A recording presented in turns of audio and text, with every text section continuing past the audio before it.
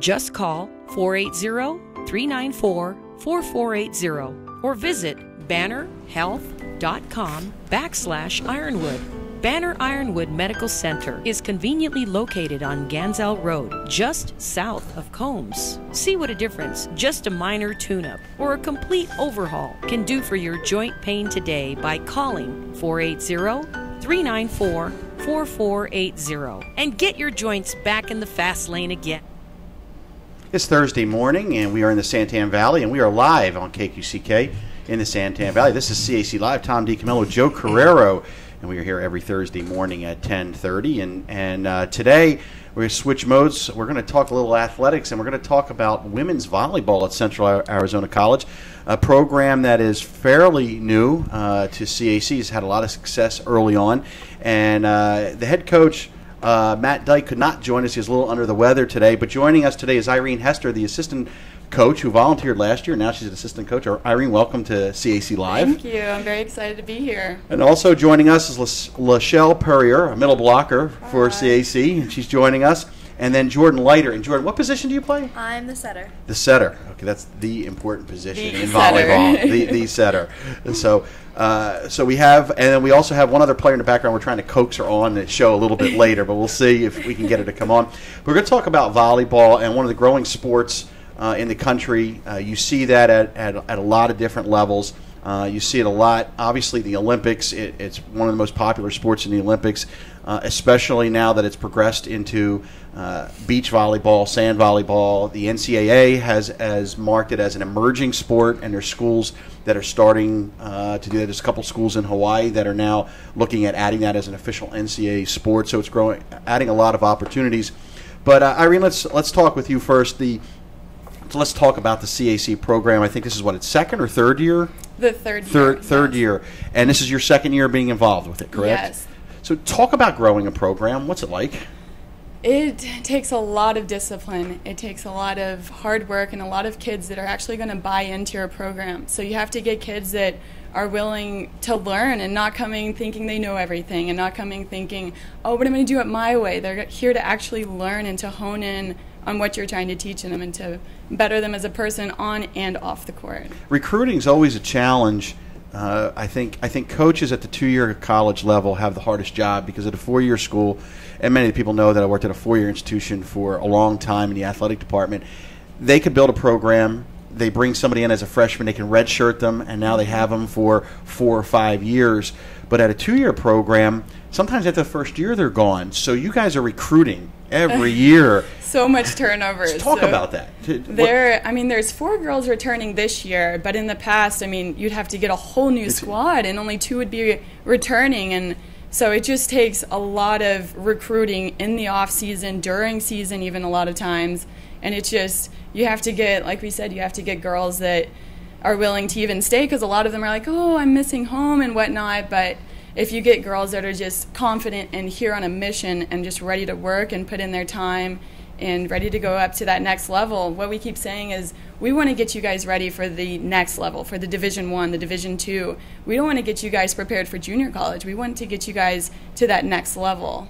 So it's a great recruiting piece and a great pitch, because that's what the student athlete wants to hear. But do you start recruiting, like your season's going to start here in a week, and now, but are you already looking at next year? You're always looking at next year for sure. But I think Coach Dyke and Coach Will Russell, which is another assistant coach, they both have great players. They're both affiliated with club volleyball in the off season, so they already have a lot of names under their belt, and they already have a general idea of who they want next year, and even possible walk-ons for even this coming year. So it's a never-ending process. How do you make that pitch to come to a 2-year college when you have 4-year colleges all out there? Obviously, you're recruiting not just against other 2-year schools, but all the 4-year schools that are out there. How do you make that pitch? You just have to go after those kids that know that they deserve better than what they were offered. You have to go after those kids that are willing to come here, use it as almost like an academy to focus on just school, because especially out in Casa Grande, there's only so much you can do out there. So it's a place that's really going to seclude yourself and to make you focus on school, make you focus on working out and getting better and not so much distractions. So I think that's how we differentiate ourselves from a lot of four-year schools, is that we just make sure that, hey, you know, if you come here, we can get you to that level that you thought you would be able to go to. Maybe you're just not ready yet. You just need another year of honing in on your skills, honing in on grades, whatever the case may be. And after those 2 years, or after 1 year, then we can get you to that next level that you deserve to be at.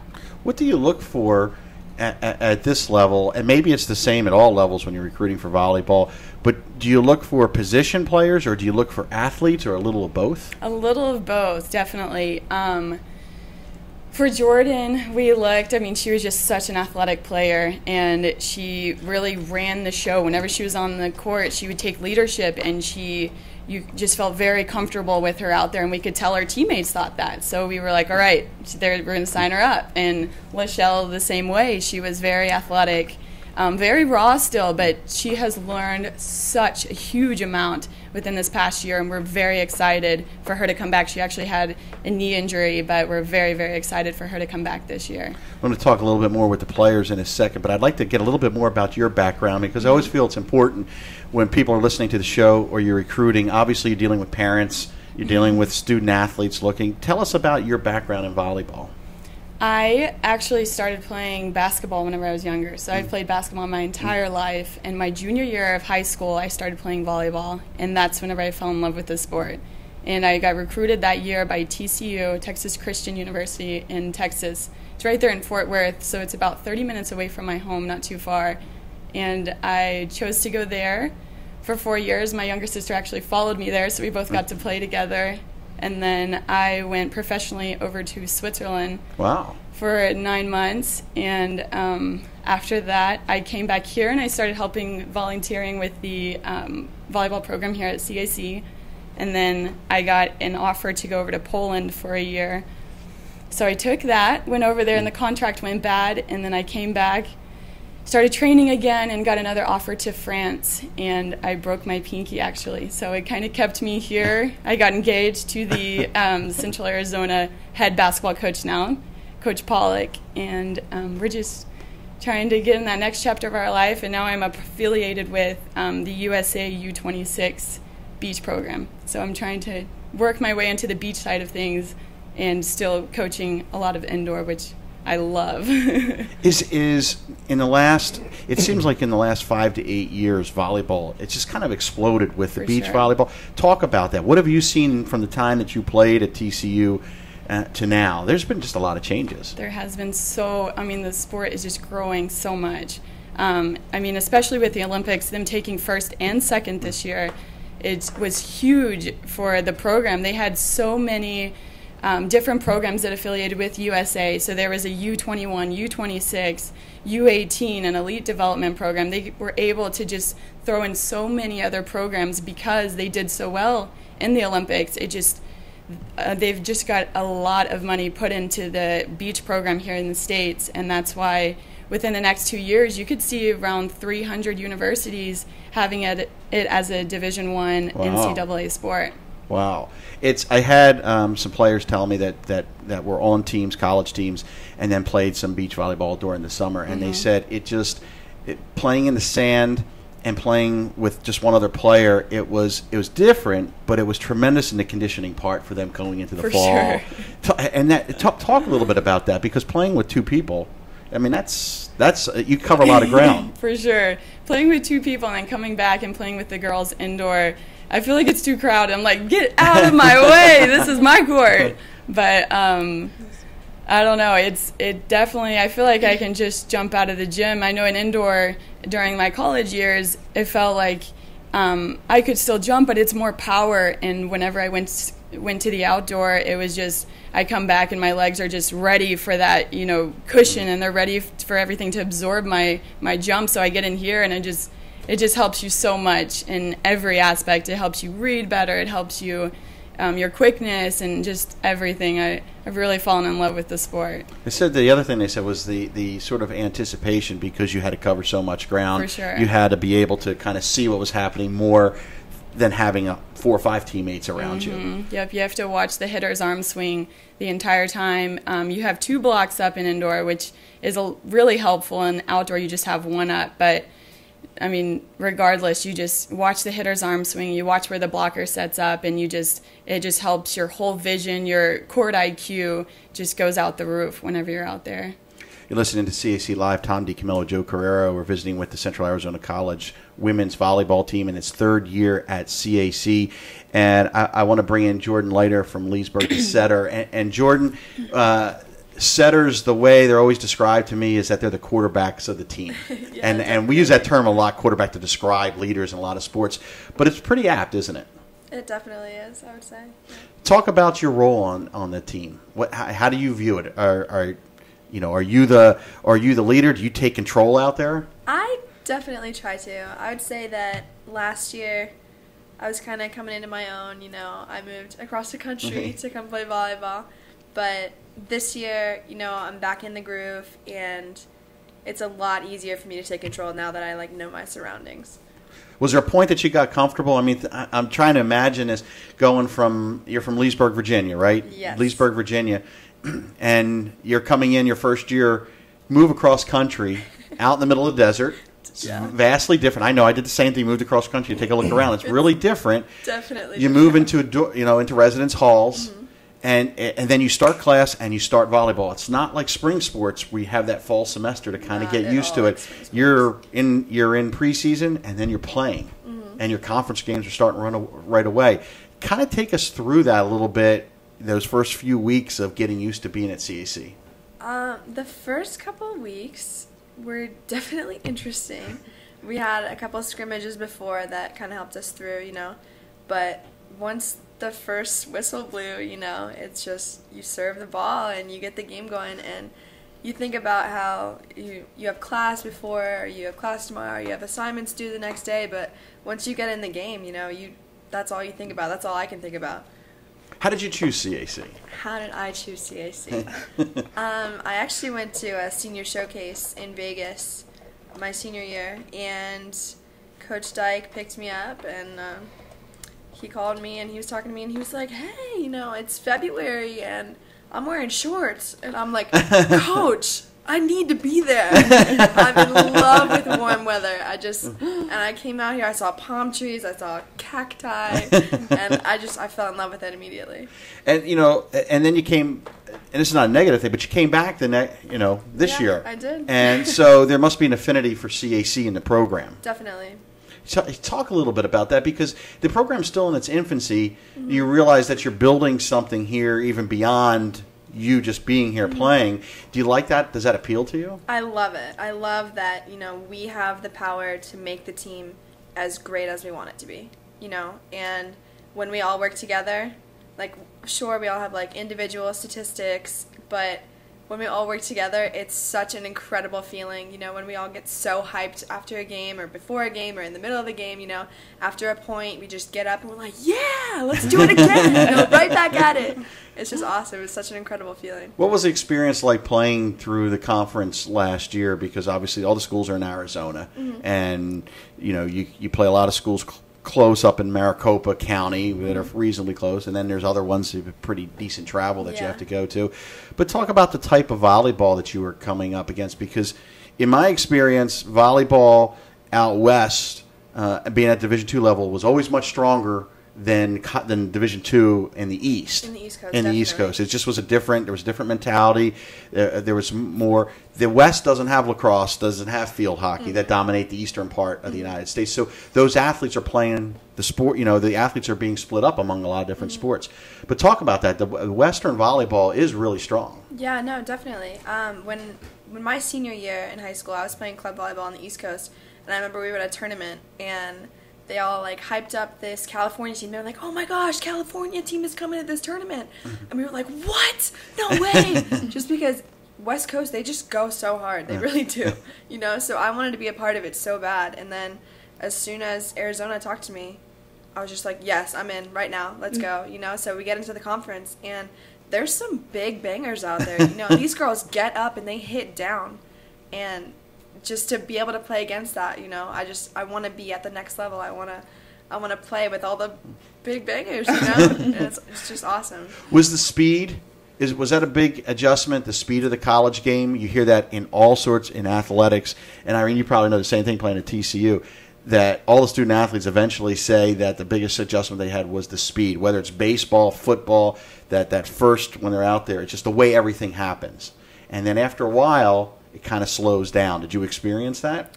Or did you jump in right away? To be honest, I did not experience that at all. Because Matt, Coach Dyke, when he... you can call him Matt, he's listening. Okay, yeah. When he was recruiting me, he was telling me like that he liked the speed of my offense. And just because I like fast sets. I don't like high loopy sets. I don't want anybody to be waiting for our hitters, you know what I mean? I want them to be right there, right now, and we're going to get the point. You know, so I like the fast speed. I want it all the time. When it's slow, I'm like, come on, guys, let's go. Let's move it along now. So this really fit into this your style of play. Definitely. You know, I mean, one of the things over the years is that with volleyball, and I noticed, you know, being a sports information director for 16 years, the growth of stats. And you can see that in other sports. You can kind of say, okay, this hitter's doing well, this football player, this basketball player is scoring the points. And it was always hard to sort of quantify that. And that's changed over the years. When you look at a setter, can the statistics really tell how good they are? Well, if that setter is getting her hitter like one-on-one options with just one block, then you're like, all right, she's doing something, you know, pretty fantastic, because a really great setter, and Jordan does this a lot, can kind of see on the other side of the court where their blocker is more leaning towards. So if you're up and you're waiting for that ball to come, and you can kind of see out of the corner of your eye, all right, this blocker, my middle blocker's, you know, heading a little bit more towards my outside, I'm going to shoot it back, then that's how you can tell, okay, our setter's really feeling out the court and really seeing the court and giving our hitters an opportunity. If your hitter has a one-on-one opportunity, they should be able to put it down, you know, at least 75% of the time. So for Jordan's role, court vision is paramount. Exactly. Definitely. Talk about court vision for you. You must be able to see things happening before they happen, or at least anticipate in a lot of ways. Yeah, definitely. Well, you kind of get a feel for it, you know, when the ball shifts to one side of the court, the blockers are kind of like, all right, well, that makes my job easier. I'm going to start going this way, you know. So I get under it, and I shoot it for a back set, and the middle on the other side is like, oh, my gosh. And so the middle tries to go over there, but, you know, there's just a huge hole in the gap, or the block. Gap in the block. Or there's no block up at all, and the right side just, we have a right side this year, Kim. She is such a powerhouse, honestly. And I love setting back to her because she'll just put it down all the time. How much are you looking where the ball is and at the same time looking where the opposition is set up? You have to kind of do both? Yeah. And then you have to look at your own team where they are, right? Yeah, I do. Well, we call out plays in the beginning, you know, and sometimes it's audible with the middles, but usually I know what I'm running on my side, and depending on, like, if I see the blocker cheat to one side, then I'll make her run to the other side, you know, but most of the time I know where I'm going, and I know where they are, and I can see their back row players, and sometimes I'll just be like, oh, I'm just kidding, dumb, right on the floor. So you have to have a person in this position who's got to process a lot of information quickly. For sure. And you have to be able to trust your teammates to do their job. You have to trust that if they say, I'm going to run a 3, or I'm running 5, or whatever the situation, you have to trust that they're going to be there, because a lot of times, as she is waiting for the ball, your middle just has to be up in the air, ready to attack. And that's what Lachelle just does a fantastic job about, is getting up, and that's one of Jordan's favorite hitters to set, is because she can trust Lachelle to get up each time and do her role. And let's bring Lachelle in here now. Lachelle, talk about your role. How important is it for you to be on the same page with your setter? I feel like sorry. I don't know. We have fun at this show. It's okay to laugh. Okay, wait, repeat the question, because I didn't. Is this true or false? Talk about your relationship with a setter. How important is it to be on the same page with Jordan? Oh, it's really, important. If you're, ever late, if I'm, going up for one and, I'm late, it'll just, set, everything off. Because, you always want to be on time, be up in the air when she has, the ball, you know. Explain on times for people that are listening that don't understand that term. I would say, on time is when she has, when the ball touches her hands at that point, and you have to go? Yeah. So and be in the air. how do you?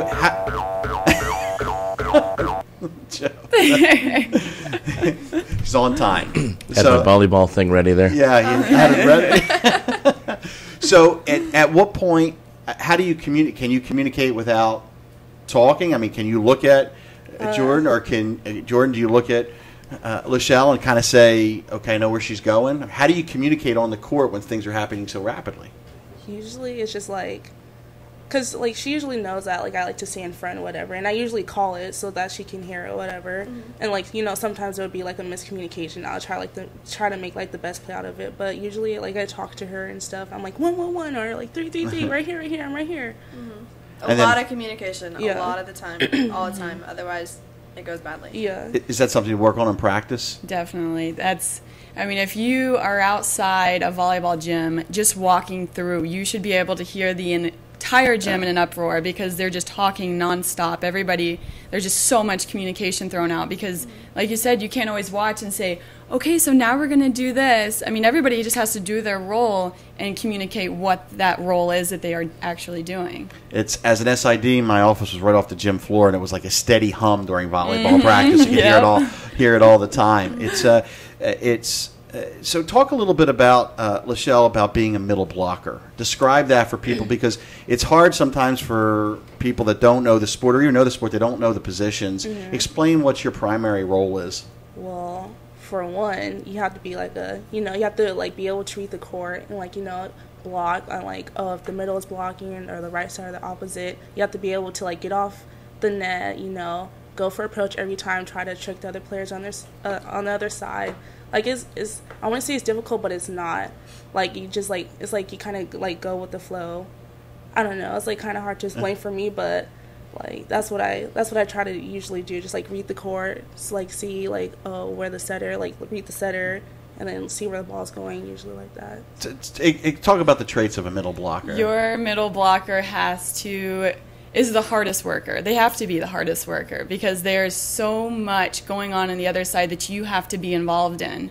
So she sits up in the middle and she has to see first off, where her hitter's going, but not only just where her hitter's going, but where the outside, where the right side, and even if there's a back row attack as well. So they have to be involved with every single one of those plays. So the middle, I mean, she's being a little bashful, but the middle blocker, it's definitely a hard position, and it's one of the hardest on the court to try to teach and to do and to try to learn. I mean, they just have to be go-getters and they have to, want it every single day in practice so they can read a little better and be a part of every situation as whenever the ball's being attacked over the net. Is some of the position intuitive, where they have to have a feel for what's going on? They do. A lot of it, you want to sit and you want to watch the setter a lot, and you want to watch where you watch your hitter first, but then secondly, you go to the setter and you see, is she leaning back a little bit? Is she leaning forward? What is her body movement doing? And then you kind of read off of that. But you always want to focus on her hitter, which is the middle first, and then she reads to go to either the outside or the right side. It seems like a position like Lachelle's is that there's times you have your back to the play. You're like constantly sort of turning around, and where if you're on the outside, you get a better view of the court of what's happening, and stuff happens so fast that you're probably 1 minute you turn one way, next minute you turn the other way, and it's boom, boom, boom. Does that describe it pretty well? Yeah, that really does. So how do you get used to that? Just practice? Yeah, a lot of practice. Yeah, it takes a lot of work, a lot of like. How do you explain it? Like repetition. Yeah. Do you put Irene? Do you put players in like Lachelle's position? Do you do things to kind of challenge them to make it very difficult, so it ends up being harder in practice than? And Jordan's nodding her head. You just rapid fire, so it slows it down for them. Definitely. I mean, even the last couple of weeks in practice, we'll give a ball and we get in. So the offside will have an easy ball, and so Lachelle and our other middle is Leah, Clousey, and Carissa. And so those three blockers will put them in that situation and see. Okay, let's see which one of you guys can actually read what's going on. And it's really hard if there's a perfect ball to the other side because they have all four options, meaning they have the middle, the outside, the right side, and a pipe in the back row. So if it's a perfect ball, it's really, really hard for a middle to be a part of every situation, but that's what we'll do. We'll give them that perfect ball and we'll be like, all right, let's see which one you guys decide to go with. Let's see if you read it right. And they've been doing a fantastic job. Michelle, how did you get involved with volleyball? I started in middle school when I was in 7th grade. I played like track, volleyball, and basketball or whatever. And like in middle school, I was like, okay, I like basketball and track. And then when I went to high school, that's when I was like, ooh, I like volleyball, because that's when I started club. My freshman year, I played for Rancho Valley Volleyball Club. And then like from there, I like loved the sport. And why do you guys like the sport? I mean, you both said you like the sport, but there's different reasons. Why do you like it? The competition, just the way the game is? Yeah, I like the competition, how, like, you always have to be, like, pumped up for, like, everything, you know? It's like a team sport. It's fun. You're around all these great group of girls and stuff. I like it. There's no break when you play volleyball. No. Other than between the sets, you know, but there's really no... I mean, it's constant. You got to, you know, you have to be on all the time. That's the thrill of it, though. Honestly, you know, is you don't get breaks. You don't get to say, "Oh, coach, like I'm tired. Can I come out for a second?" If you're like me, I'm every position all the time. You know, I don't come out of the game. I gotta go back there. I gotta jump serve. I can't be like, "Coach, can I just stand?" Like, I'm tired. No, you gotta get up there and you gotta have endurance and determination, and you gotta get the points, and you gotta win the game. Do you hate coming out, Jordan? I get a sense you hate coming. Don't we all? I wasn't meant for the pine. You're listening to CAC Live. Tom DiCamillo, Joe Carrera. We're visiting with the CAC volleyball team. We're going to take a short break, and when we come back, we're going to talk more about the conference, and then going to find out what Lachelle and Jordan, in terms of their college careers, what they're doing academically. You're listening to CAC Live on KQCK in the Santan Valley. Are you experiencing computer problems? Is your computer running slow, bogged down with viruses and spyware? You need a reliable and knowledgeable, trustworthy computer service company. Contact Computers, Networks, and More, located in Santan Valley. Get your computer or laptop running in top condition by a certified technician with 20-plus years experience and beta tester from Microsoft. Computers, Networks, and More provides repairs and solutions to any computer-related issue, whether it's software, installation, troubleshooting, updates, or tune-ups. You can trust Computers, Networks, and More. Contact Jeff Monday through Saturday, 8 a.m. to 7 p.m. to schedule an appointment. We can have you up and running quickly, usually within 48 hours. Located in Santan Valley, Computers, Networks, and More. We're here for you. Contact Jeff at 480-729-8899. That's 480-729-8899. Our family pets are such a big part of our lives. That's why Kelly's Critter Clips of Queen Creek and Sun Lakes has been providing pet grooming services for over 10 years. Your dog's comfort is very important to us, so we take the time to treat your pet with care, love, and professional attention it deserves. We welcome any size and breed and feature shampoo and conditioning, styling, flea and tick dips, ear cleaning, nail trimming, and so many other services that will leave your pet looking good and smelling good and feeling great, all at an affordable price. Located in Queen Creek and Sun Lakes, call now for an appointment, 480-655-5066. Kelly's Critter Clips. When you visit Hill Family Dentistry in Santan Valley, dentist Dr. Tim Hill provides each patient with personalized, gentle care that you deserve. Our entire team is dedicated to providing you and your family with services that will make you smile. With a full range of general, cosmetic, and specialty dentistry services that will keep you and your family smiling. Our commitment to our community is to provide outstanding oral health. Hill Family Dentistry is located on 36359 Ganzel Road in Santan Valley, diagonally across from Banner Ironwood Hospital. Evening and weekend appointments available. We accept most insurances and have in-office policies available for non-insured. Contact us today at 480-588-8127. Hill Family Dentistry. As a small business owner, you need to make every dollar count. Phone services are the first indication of quality your customers see in your business. Get all the latest features at a great monthly cost that can save you money and project your business as a professional entity. Call Zentris Communications at 1-877-ZENTRIS. That's 1-877-936-8727. That's 1-877-936-8727. You're listening to CAC Live. Tom DiCamillo, Joe Carrero. We are live in the Santan Valley in the KQCK studios. We're visiting with the CAC volleyball team, program in its third year at Central Arizona College. And what's really nice is, the school I came from had 24 sports, so I was really used to a lot of athletic programs. And when I came here, it's just cross country. And no really team sport, even though that is a team sport, but there's no real way to watch it unless you host one meet. But it's really nice to have a fall sport. So what I'm seeing and hearing is that you're getting a lot of support from some of the students that come over to watch some of the matches, and it's helping the program grow. Irene, let's talk a little bit about the conference, and let's describe to people. It's the Community College Conference with all the Arizona schools, like Scottsdale, Arizona Eastern, Arizona Western, Eastern Arizona. But talk about it. It's a really tough conference, isn't it? It is. It is definitely growing as a conference as well. I mean, just on our team alone last year, we had 3 girls move on to play at the next level. 1 girl went to Alaska Anchorage. 1 girl went to Troy in Alabama, and we had another girl go to Friends and Kansas. And so, yeah, we just. I mean, it's a tough competition, but it gets girls ready for that next level. And so this year, the powerhouses are looking like us, Central Arizona. Wow. That's right. It's exciting.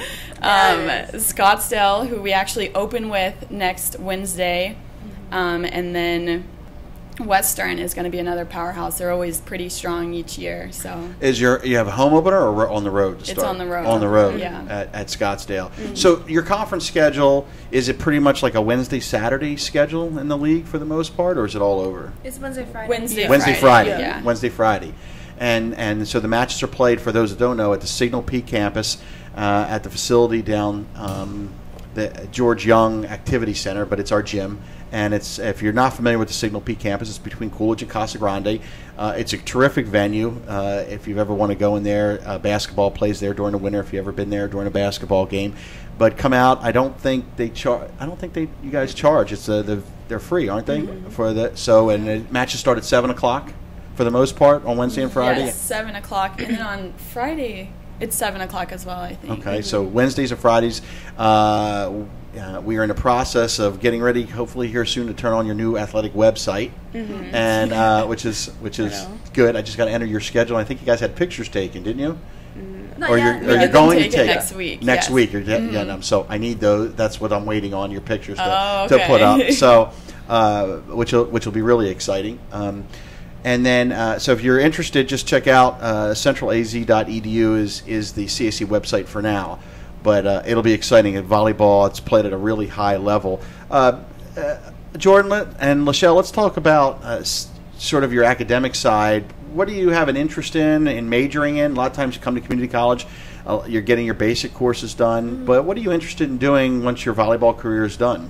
I'm interested in physical therapy, kind of more the dietitian, nutrition, I took 2 classes with Miss Boron. She's my favorite teacher, and she just made me so passionate about nutrition, about personal health, and I just feel like I can't sit in an office all day, so I might as well be doing something athletic.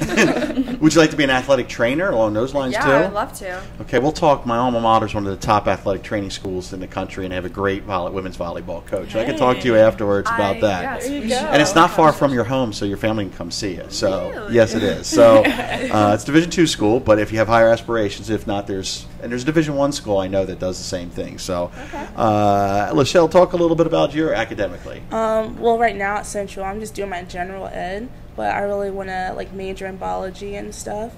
And I've taken last semester I took biology with our cross country coach, Mr. Tavares, and he was really good. I liked it a lot.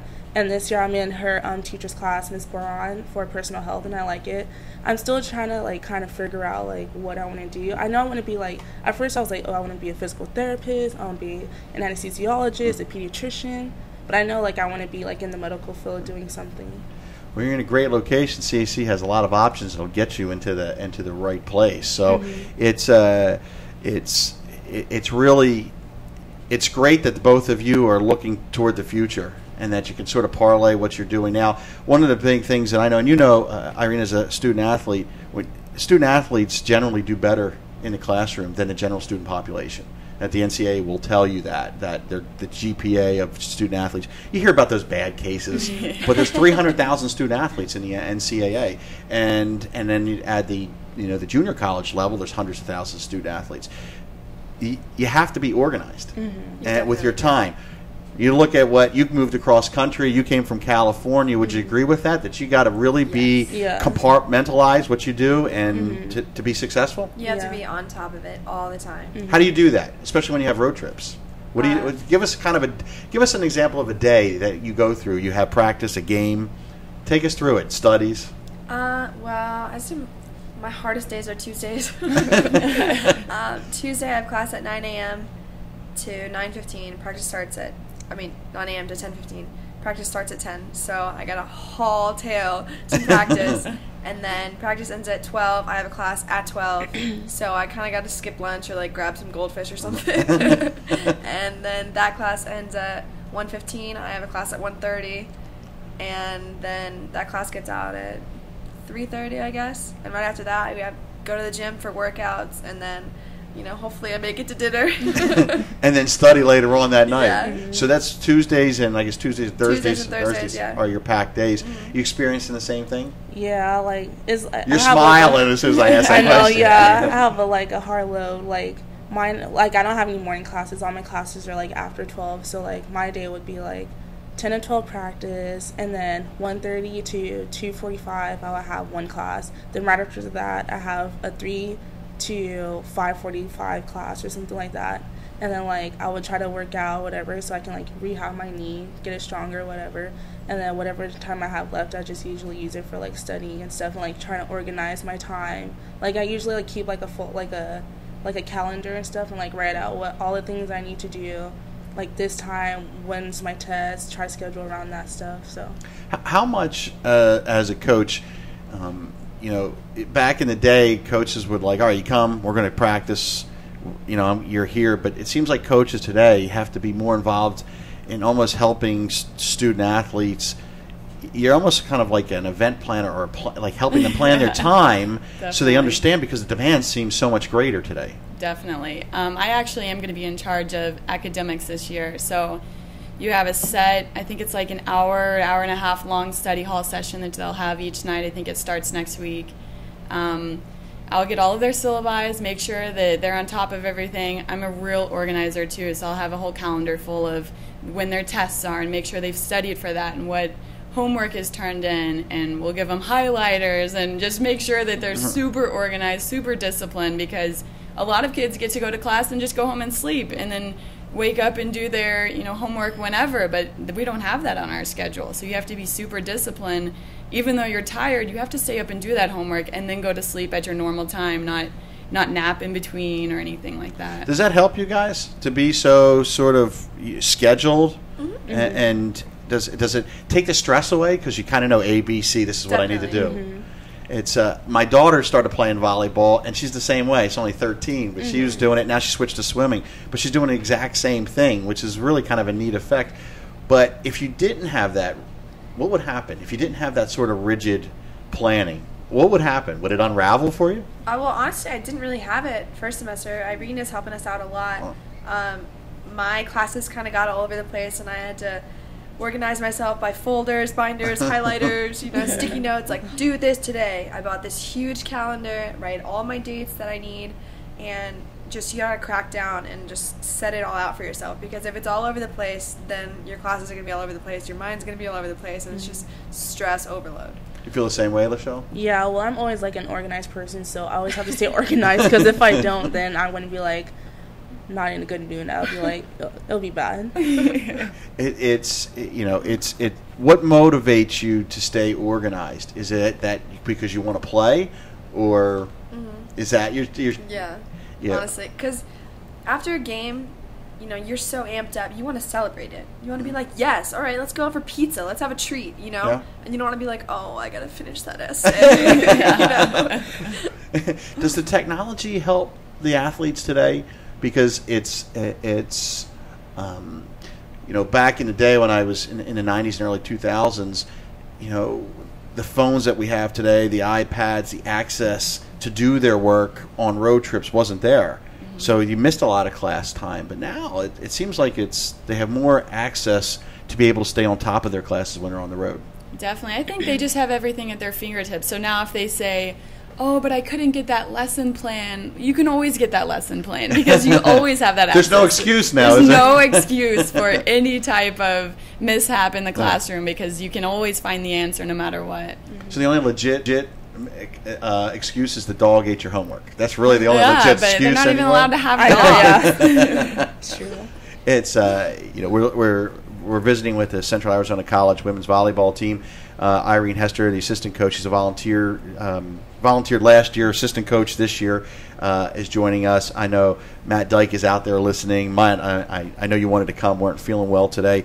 I know that I just kind of want you. I know Michaela is acting as you guys' Twitter feed right now, taking pictures. But just she's off camera. But just talk about what kind of player that she is. Michaela is from Alaska, which is really cool. Whenever she first got on That campus. must have been a culture shock coming from Alaska to here. Oh, my goodness. Yes. She'll have to come and tell you guys sometime. But it was so cool. So I think the first couple of minutes of meeting her, we were like, all right, so what's it like over there? And and she was like, it's not like some foreign land, So she just has an awesome personality, very fiery player, definitely brings a lot of energy to our team, and she has a strong arm, so we're really looking to her on the outside to bring some heat, and she's a very smart player. So she'll get up and do the big bang, but she'll also throw it line, she'll throw it cross. She's a very crafty player, which is what you need on the outside. So we're really excited about her, and we're excited to see how we can teach and mold her into becoming next level player too. Is this her first year with the program? This is. I'd be curious as she goes through if the heat is the biggest thing or if the daylight is the biggest thing. I still can't get used to not having daylight savings time coming from the East Coast. I don't know if you do the same thing. It gets dark too early in the summer for me here. So talk about some of the other players on the team that are not here and give them an opportunity to kind of mention them and what people can look forward to seeing this year. Well, like Jordan was talking about, we have Kim on the right side. She's a very strong player. She will get up and you will see she will just bring it every play. She hardly ever tips. She hardly ever rolls shots, but she will bring it. So if you get in the way, your hands are going to be burning for a little bit. Is that an intimidation for the other team? I mean, it should be. There you go. When you see that coming, sets a tone, right? Yeah, definitely. We have another smart player. Her name is, all of our outsides, which are our left side players, are very, very smart. It's a tough competition. We have no idea who is going to play in the outside position right now. We have Michaela. We have Sydney, who's another, she's probably, how tall do you think she is? She's 5'7". 5'7", can jump out of the roof. Wow. She is an arm on her, very, very technical, very high arm, very excited about her. A great disciplined player. We have another player, her name's Jazz. She's actually from Tucson, Arizona. Her name's Jasmine, and she's a tall outside for us, very crafty player, just very, very smart, has played the game a long time, so she's very knowledgeable in it. And so we have no idea who's going to start on the left side. We have another player, her name's Leah. She is one of our middles. Matt and them said they actually watched her in a couple of the preseason whenever they're recruiting her, and they were excited about her, but whenever she came in on campus, she just blew our mind. She's such a strong, very fiery player, very energetic, has a great arm on her, so we're excited about all of our girls. We have a great libero. It's our second year with her. Her name's JC.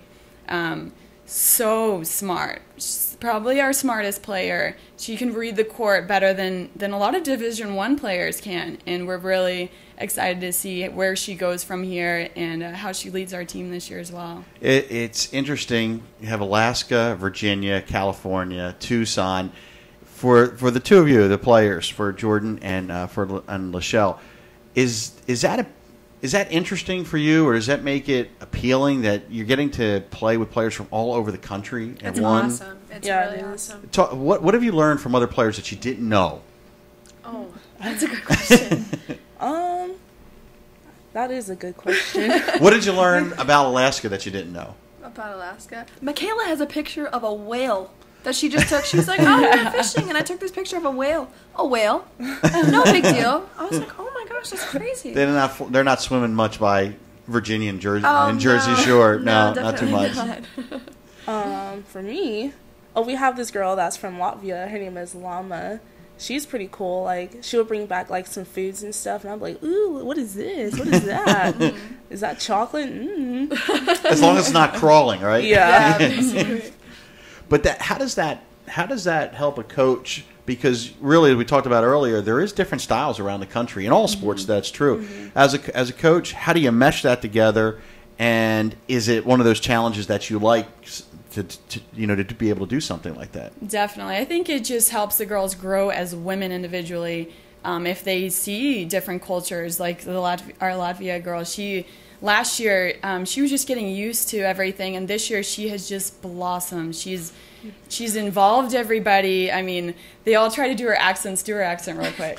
Like, whenever we're all talking, she'll go, girls. Be quiet. Like she has just brought the tea. That's great. Little pieces like that, they just bring them so close together, and it's just awesome bringing all these different cultures. You get to learn in the workplace. Even you're not going to be around your same people every day. You're going to have different people thrown into the mix, so it just gets you prepared not just for volleyball but for that next step in life.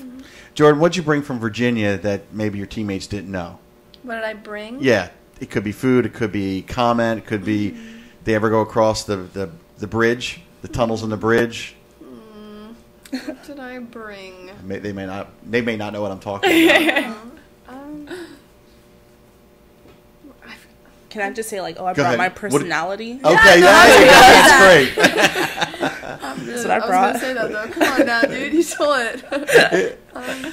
It's and growing up living in California, there's way more people than here. Yeah, there So is. did you like the fact that it's a little bit more sparsely populated? I mean, obviously Phoenix is one of the biggest metropolitan areas in the country, but you go out about the 70-mile radius, there's nothing for a long stretch of time. Yeah. California It's is a like the lot. East Coast. It's like Constant City up and down the coast. It is. I like it over there. It's fun. It's like we have like the desert, we have like the beach, we have like the part where it's like all green, mountainy. I like it. I really want to go back to school out there for like a 4-year and stuff. But it was different, like coming to my school and like seeing like less people than my high school that I went to. So I was like, oh, that's interesting.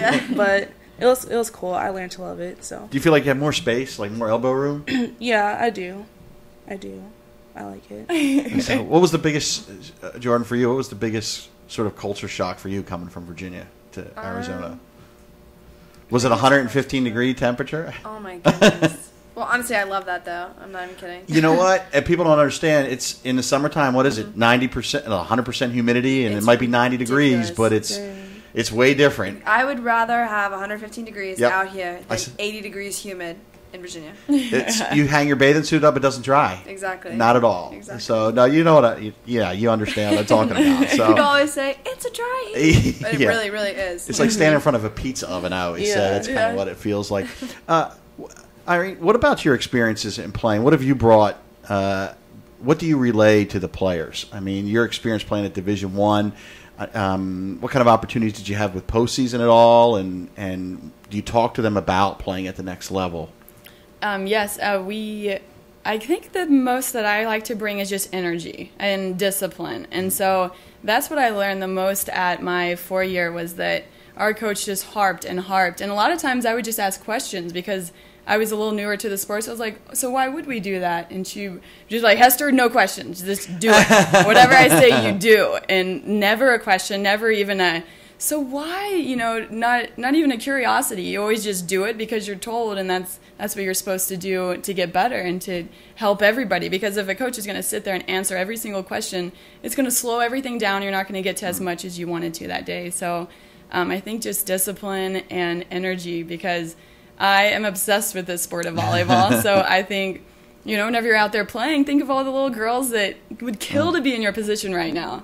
And so I just want them to be grateful and thankful that they do have this opportunity and to enjoy it. Do either of you ever take a look around, and I'll ask this of student athletes a lot, and enjoy the moment? Because you get so intense of the match, but are there ever moments that you just kind of stop and say, wow, this is really cool, I get to do this? Definitely. A lot of the time it's when I'm serving. When I'm back there serving, and people are like, yeah, Jordan, go Jordan. I'm like, hey, that's me. Oh, this is so, thanks, guys.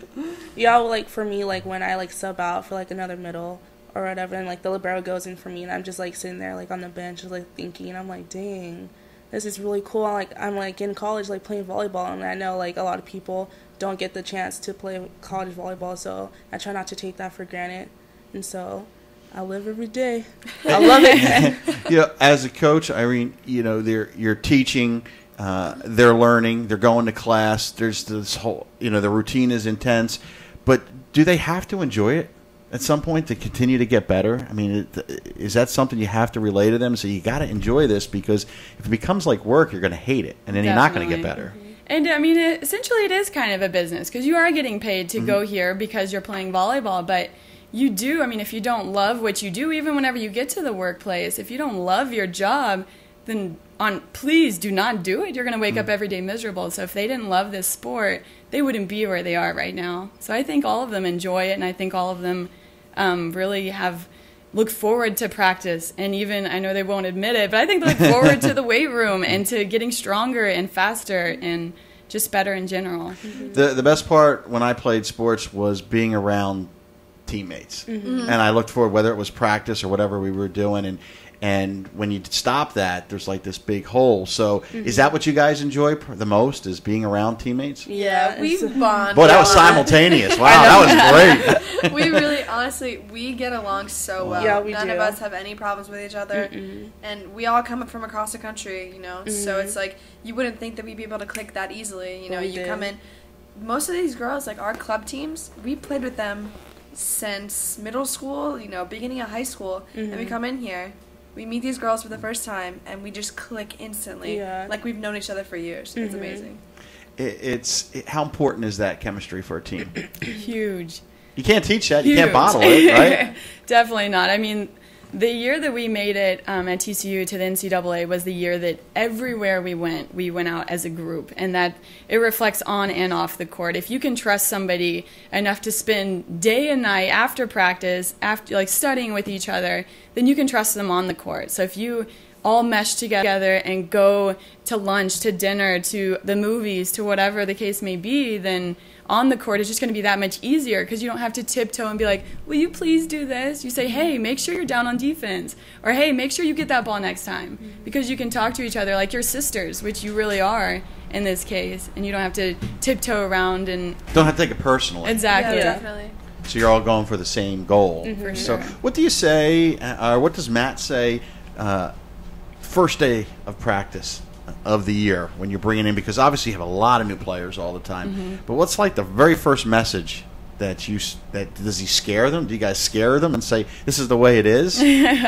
Or No, Matt actually is a very, very loving guy, and so more nurturing type definitely coach? he wants them to know, like, hey, I'm going to take care of you. I'm behind your back. Whatever happens, I always have your back. But you have to do the same for me. So if he's going to make sure that he says, hey, do this, guys, make sure you clean up, make sure you this and that, whatever the case may be, but he makes sure that if you help him, he's always going to be there to help you. He's a very, very loving and just if you show him respect type deal, he'll show you respect. Is the coaching staff here, when they talked to you about coming to CAC, was that sort of a deal clincher for you because of what you were seeing? I think so. Yeah. All of our coaches, they would do anything for us, and we would do anything for them, know. So when they say, get low on defense, I'm not going to be like, Coach, why? I don't want to. My knees hurt. Yeah, just do it. They all want the best for us. So. Is there? We were talking just a few minutes ago about, as a coach, you tell them, and you can't stop and ask they can't constantly ask questions. But as a coach, are there a point when you're looking at a practice and you're realizing that as a group they're not getting this, and you got to rethink it and either ask them, okay, what are you hearing from us, or you got to just change what you're doing? And is that a mark of a good coach to recognize that? I actually don't know if we've experienced that this much this year. We're putting in an entire new defense through our coach, Will. That's hard to do. Yes, Yeah. but we're throwing it to them because they are able to. Yeah, the flies are brutal here in the studio. I know. So It's attacking me. Are they? yeah, no, I've seen one flying around. well, They're nice. Maybe he's got the agenda. But go ahead, continue. I'm gonna catch him at some point. But yeah, so we decided to put in this new defense this year because we knew the girls could handle it. We have such an athletic group, such a smart group with their volleyball IQ that we knew if any year that we could throw in a new defensive system, it would be this year. So we're really challenging them with that, and we haven't even completely showed them the whole defense yet. But we've thrown everything at their way, and they eat it up, and they just make sure that they're really listening and just obeying. But we haven't had any problems where we had to stop and be like, okay, you guys are not getting this at all, because they're all pretty smart. How important is that when you're recruiting athletes to recruit basically students that they have to be able to learn. Not that everybody can learn, but when it's more than just playing, they really got to understand a system. There's a lot involved with it. They have to be very coachable, and to all those players out there, if you're ever on a court at JOs or on a team and a college coach is there, if you ever talk back to your coach, if you ever roll the eyes even or anything, then that's a complete turnoff to a coach, because they just want somebody that looks at their coach. Even if they said, hey, whenever they hit, do a cartwheel, and you do it, then that shows you're coachable. So that's I think what a lot of coaches look at. Hey, is this player going to do everything I ask? And oh, by the way, they love volleyball and they're an athletic, girl. So. I tell you what, the parents aren't thrilled with the eye roll either. I'm learning that a little bit of a teenager, so that doesn't go so well. But that's great. So let's talk a little bit about. We only have a few minutes left.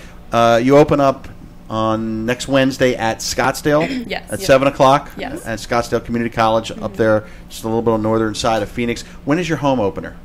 September 6th. September 6th. Wednesday, September 6th at 7 o'clock? No. Tuesday. Sorry. It should be Wednesday. Wednesday, yes. Is it Wednesday, September 6th? Who are you playing? Do you guys know?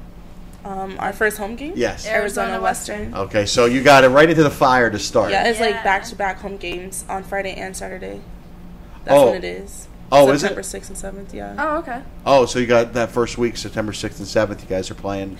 And do you play the same team both days? Yeah. I think so, yeah. Wow, that's going to go a long way to the start of the season. Yeah. Are they both conference matches? Yeah. Both Wow. conference matches. Start off right like that? Yeah. Wow, so that's going to test you. Yeah, it is. So how important is it to get off to a good start? It's huge. Every day in practice, that's one of our main things, right? We have 14 days, or we have 10 days, or whatnot. But that's our main goal. Is that our first goal is to just win conference. We don't want to think about Laramie, Wyoming, and making it to the national tournament. We want to think our first goal is that conference title, and then we'll go from there. But we have such an athletic group. I'm so excited. I really think this will be the year for Central volleyball. It's exciting, and we're really excited that you guys came out to the studio today. We appreciate the time. We make sure that you check out centralaz.edu. We'll have the schedule up there, and then the new website. You can check that out. We'll turn it on and give you the URL a little bit later. But next Wednesday at 7 o'clock at Scottsdale Community College is your opener. And then the 6th and the 7th, Friday and Saturday. Wow, Arizona Western on back-to-back nights? Yeah. So are you playing both nights, or is Saturday an afternoon match? I think it's both nights. Both nights, yeah. sorry. So you have at least a little bit of a turnaround time playing day matches after night matches. I know are tough. Are you guys going to any tournaments this year? We actually are going to Salt Lake this next weekend, so not this weekend, but the coming weekend. We play on Wednesday against Scottsdale, and then we leave Thursday to go up to Salt Lake, and we're going to play a lot of really good teams. I think they're in the top 10 teams over there, so we're excited to see how we do against them. So that gets you prepped for your conference schedule. For sure. So, well, we'd like to thank Irene Hester, the assistant coach with Central Arizona College, Lachelle Purrier, did I say your last name right? Middle blocker from Rancho, California, and Jordan Leiter from Leesburg, Virginia, the setter. Thank you so much. We appreciate you guys. We'd love to have you back again, maybe after the success of your season. Sure. Thank you. So for Joe Carrero, I'm Tom DiCamillo. We'll talk to you next week on CAC Live on KQCK in the Santan Valley. Are you ready to start taking control of your future and maximize your earnings?